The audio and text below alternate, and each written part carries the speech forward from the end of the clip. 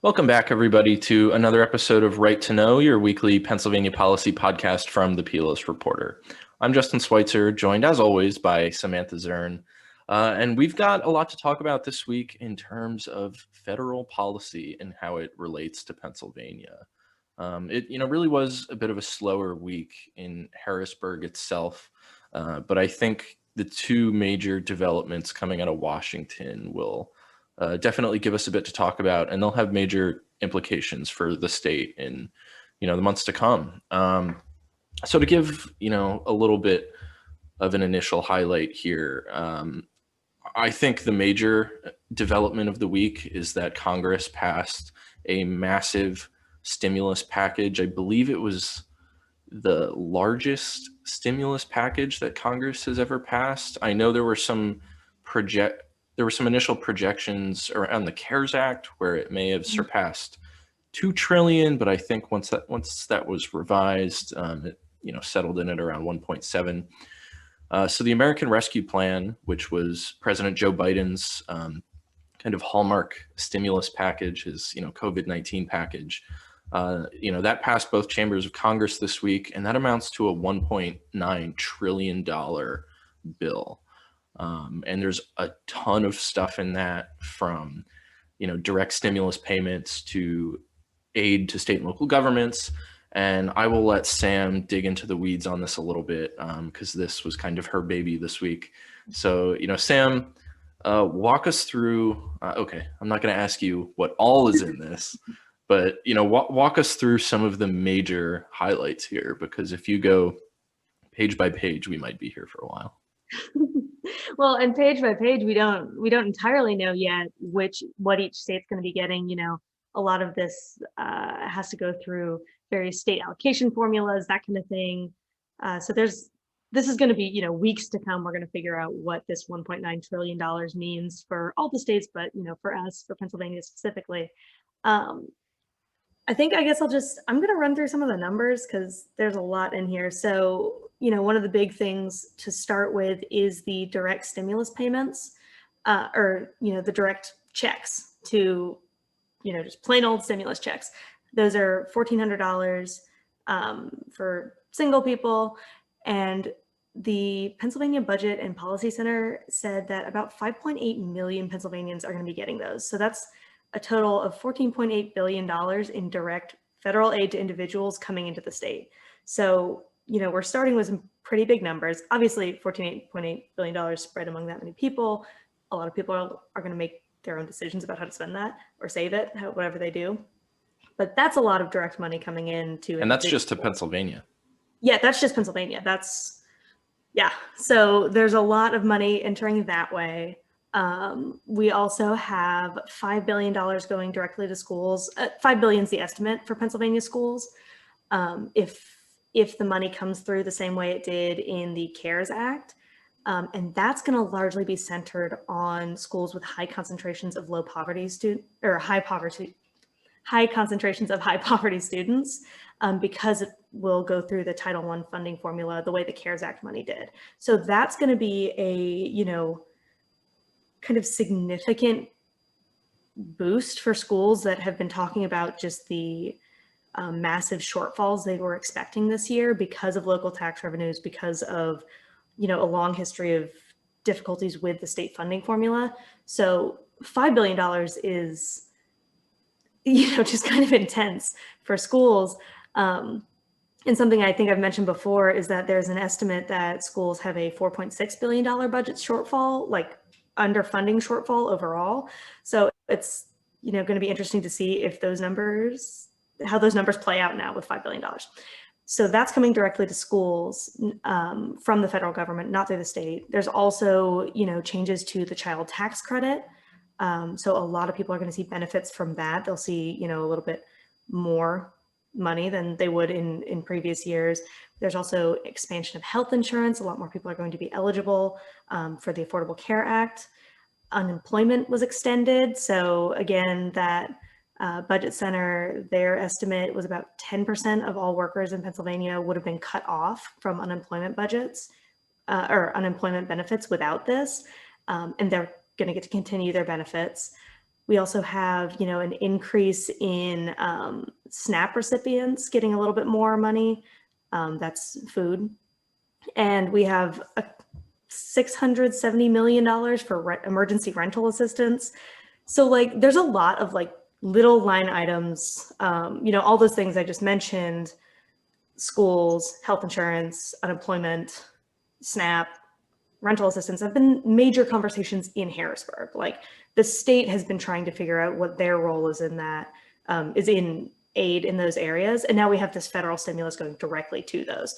So that's going to, that kind of leads us nicely into the really big pot of money, which is the $13.7 billion that Pennsylvania is going to get for state and local governments to kind of use how they need for recovery. 7 billion of that is specifically going to the state. The rest will go out to counties and municipalities to use how they need it. But that $7 billion for the state is, I mean, we're in budget season right now. So that money is kind of a big deal to these budget conversations now, because I mean, Justin, you've done a lot of reporting on this. We have a pretty dire financial outlook, and this injection, I mean, it's going to loom over the budget conversations as we go into this budget season. Absolutely. I think it's, definitely going to change some of the calculus in terms of budget negotiations. And, anyone who's paid attention to our work, I've written about the state's, expected budget structural deficits. I've talked about them on the podcast before. And, even looking back before the pandemic, the state was still grappling with the threat of looming deficits over the years, that expenditures were growing at, a larger pace than revenues. And the pandemic definitely exacerbated that situation a little bit. The business closures obviously had a massive impact on the state's economy. The state got less revenue. And so the state's looking at, prolonged structural deficits in its general fund budget for the next 5 years or so, upwards of $2 billion at times. So, the state does have some, it has its work cut out for it really in terms of, managing its budget in future years. And, that kind of takes us to Governor Wolf's budget address a little bit, where he proposed raising the income tax, placing a severance tax on natural gas to kind of, deal with some of the spending challenges and the economic challenges that the state's facing. And, I always say things are going to be interesting, but, Wolf's budget was very much predicated on his budget proposal, I should say. It's very much predicated on the need for long-term sustainable revenue, especially now as, the state is struggling economically due to the pandemic. But so, this income tax increase, the severance tax, his corporate net income tax overhaul, those are all things that would develop, more recurring revenue for the state. Obviously, that's still probably not, those proposals in general, but the need for recurring revenue is a conversation the state will need to have moving forward. But in terms of, this year alone, I think that $7 billion figure is, probably going to relieve some of the burden on Wolf and state lawmakers this year. Like I mentioned before, this is the first year where lawmakers know they're dealing with a pandemic. It was kind of sprung on them after the budget cycle kicked off in 2020. But this year, lawmakers, knew the challenges that they were facing. They know, there's still going to be prolonged economic challenges. And I'd imagine the $7 billion is going to make things a bit easier. Obviously, it's to be seen, how lawmakers are going to determine how to use that. Just judging by history, Wolf is someone who has frequently proposed, new projects that involve new spending, whether it's infrastructure or, this year there was a back to work program, like a job training sort of initiative to get people back to work, due to the economic impacts of the pandemic. So Wolf, very much outlines these kind of bold progressive initiatives whereas Republicans have frequently, called for reining in state spending to get a better handle on some of these issues. So, it's going to be interesting how the $7 billion gets used. And, Wolf himself said in, a video address to the Pennsylvania Budget and Policy Center this week, that Republicans and him are probably going to be split on how to use this money. He said, if the federal government is going to give us $7 billion, I can guarantee the Republicans are going to say, let's continue to kick the can down the road. And I think that's unfortunate. So, while the state has this influx of cash coming its way, I think Wolf knows it, lawmakers know it. There's going to be a bit of a battle on how this infusion of dollars gets spent in Harrisburg. Well, I definitely think, it's going to take a little bit to see exactly what the federal guidelines are on how this money can be used in budgeting and for recovery. There is a deadline. I say a deadline. It needs to be used by 2024, December 31st, 2024. The state and local government money, there's all sorts of different deadlines for, the school's money and that kind of thing. But with that, that means that, the money does run out. So there is this conversation of how do we use it, but then not lose whatever that money is used for when the money runs out. And I think that conversation, I do think lawmakers are all kind of taking that idea seriously. We've heard it a lot recently, especially in regards to knowing this money was coming, even before the bill passed, not knowing quite how much was coming. But, we have heard, honestly, we've heard that since the last budget cycle when a lot of the CARES Act money went to balancing the budget. And, that was there were a handful of lawmakers that were pretty underwhelmed by that. There was energy towards using that CARES Act money to do some generally, majorly progressive goals. And while a balanced budget was really important, I think people were also a little bit worried that it was kicking the can down the road. Exactly like you quoted Wolf. I will say I reached out to a spokesperson for the House Republicans. Republicans have been incredibly quiet. Pennsylvania state Republicans have been very quiet about this budget in a way that Democrats have not. Democrats have been very excited. Republicans have largely just been kind of waiting to make their statements. But the spokesperson I talked to said that they're waiting for the federal guidance on how they can use it, but they're cognizant that it is a one-time influx of money. So at the very least, we're all on the same page here that spending needs to be done very prudently, in a way that doesn't hurt when the money's gone. But yeah, like you said, I think not that Wolf necessarily had an easy time of trying to push for these tax changes before this money. I think this money is going to make those tax conversations, like changing the tax structure, incredibly hard to work with the legislature on, just with this amount of money. Right. And I think it's worth noting that, Wolf's proposed tax changes weren't received too warmly to begin with. And the odds of those, getting advanced out of two Republican controlled chambers in the legislature were, slim to none. Odds are. They called it dead on arrival. Right, it was not. You can't get more, bold on where you stand than that. And I think the fact that, now the state has this extra money coming its way, lessens the need for establishing some new revenue sources right this instant. So. Yeah. Yeah, it'll be definitely, a major part of budget talks going forward, especially as we're still in some of these budget hearings right now. But particularly as we get to the point where the legislation starts getting drafted. I do think, you brought up the notion of federal guidance, and that was something that was, kind of heavily watched with the CARES Act, because, the state allocated an initial piece of that CARES Act funding it got in 2020. And there was, a remainder of dollars left as the state, caught up on its looming budget deadline toward the end of the year.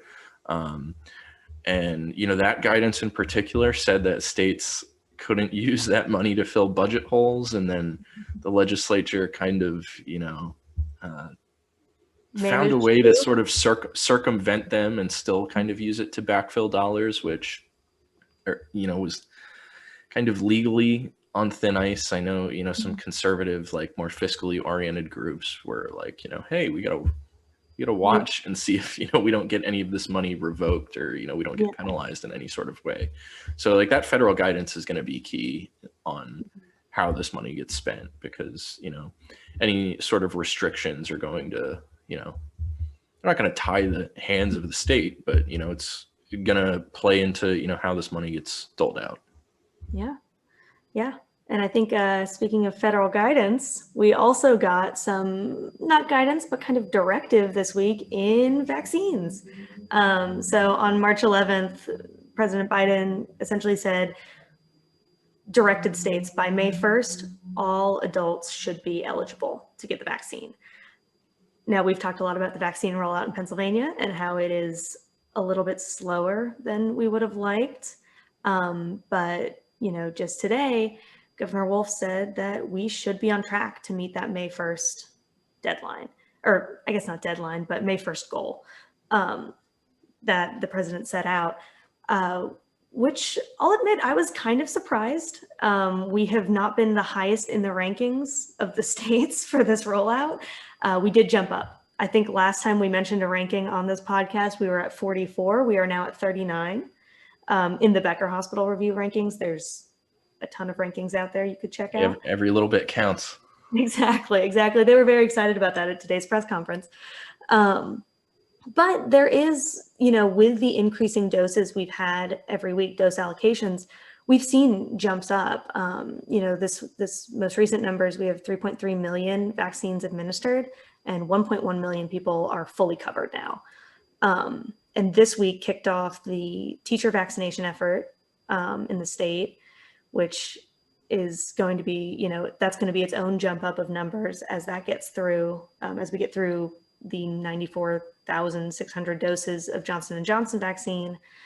And, in terms of dates, we're actually getting some dates now. Wolf said that they're committing that by the end of March, in this case, March 28th, they want all of phase 1A eligible folks vaccines scheduled, and they anticipate being pretty much done with the educator initiative by the end of March. So that's kind of huge because we're halfway through March now. Geez, we are, aren't we? Yeah, it's gone a little bit fast. And especially because we've had this conversation now, every single press conference, we have this line from the state officials that the supply is not where it needs to be. And we still heard that today, but in an earlier press conference with the director of PEMA, Randy Padfield, he said that vaccine supply is going to not be as much the problem here in a few weeks. The big lift is going to be the logistics of getting all this out. And so that's kind of, I think we're starting to turn over a little bit what the state's focus is. So we're going to have so many vaccines that we don't know what to do with it at that point. I mean, I would hope so. I hope we know what to do with them. But I mean, I guess you bring up a good point, the what to do with them. So after the teacher special initiative is done, Wolf also announced that there's going to be kind of a second special initiative for firefighters, law enforcement, grocery workers, agricultural workers. There might be a few more in there. Different members of the Legislative Joint Vaccine Task Force said different groups, named different groups of workers that will be in that special initiative, but they're going to start to receive the allocations that the teachers are done with, essentially, the Johnson & Johnson vaccines. And the other Johnson & Johnson vaccines will go to regional vaccination clinics for everyone in the phases as we try and get through it. So we do have this sense that we're moving not to the next phase. We are not moving to phase 1B yet, but honestly, pretty soon here we might be, which was just kind of, I don't know, it's shocking news, I think. I feel like we've been kind of in this, we're still getting through phase 1A and we don't have the supply conversation forever now. And that's starting to shift. It does seem like the general mood has changed within the last week or so. And, I don't know if that can solely be attributed to, the Johnson & Johnson rollout, but one, like you said, Pennsylvania's slowly climbing its way up, up out of the bottom, however many states. But, we are seeing, like you mentioned, the states start to vaccinate more and more people and, begin to plan further and further ahead. Because it did seem for a while that we were, really kind of stuck in 1A and we had, a temporary shortage issue and, lawmakers were frustrated. Lawmakers are still frustrated, especially in, various regions. But, one thing I thought was, it was kind of heartwarming to see today. We always point out bipartisanship when we see it. And there were nothing but kind words exchanged between Wolf, the two Republican members on the task force, the two Democratic members on the task force. That's, Tim O'Neill and Ryan Aument are the Republicans, Art Haywood and Bridget Kozarowski are the Democrats. And they just really had, glowing things to say about each other and how they've been working, since this task force was put together. And I believe it was Senator Aument, he said, we don't agree on everything. We're not supposed to agree on everything, but, even when we disagree, we do it constructively and it's, in a respectful manner. And, they all just had really positive things to say about that experience so far. So I think that was, that was a good thing to see. Yeah, I think it was O'Neill who said something like, he's like, yeah, I kind of figured a task force might be like window dressing. And I'm pretty sure I said something similar earlier on in our podcast when this task force was just announced, because frequently, I mean, just with the way government goes, we see committees and task forces, Commissions and commissions rise all the time, get working announced, groups, and then you never hear from them again. You're unclear if they're even meeting, that kind of thing. And O'Neill said he was, skeptical, but I mean, from a purely like public standpoint, they have been very visible. The members of the task force have been at like frequent press events to talk about this. I think it's funny that all four of them talk every single time. In a true show of bipartisanship, they each have to make a statement every time. But you're right. They do seem to all feel like they're getting a lot of the work done and they're getting a lot of their own caucuses viewpoints, communicated. I think Senator Haywood today, I think he made a great point. He brought up equity in vaccinations and really emphasizing that this next group of eligible people for the vaccination contains a lot of Black and brown employees and workers who, are the hardest hit communities in Pennsylvania and nationwide. And he mentioned, we need to be better about collecting that demographic data so we know if we're missing people. And so he's really encouraging people to, make sure they get their demographic data out. So that's been like an area he's really brought.